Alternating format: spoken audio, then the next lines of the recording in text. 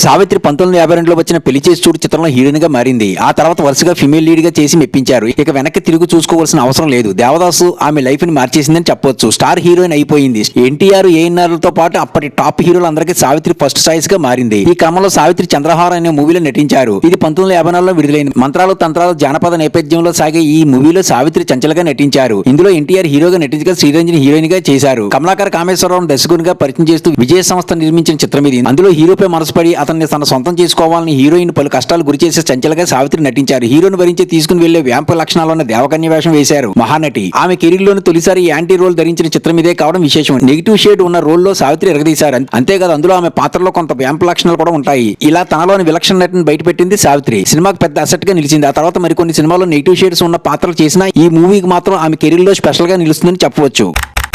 Content నచ్చితే like కొట్టి subscribe చేయండి. కొత్త సినిమాలకు జెన్యూన్ రివ్యూ కావాలనుకుంటే నా ఛానల్ సబ్స్క్రైబ్ చేసుకోండి.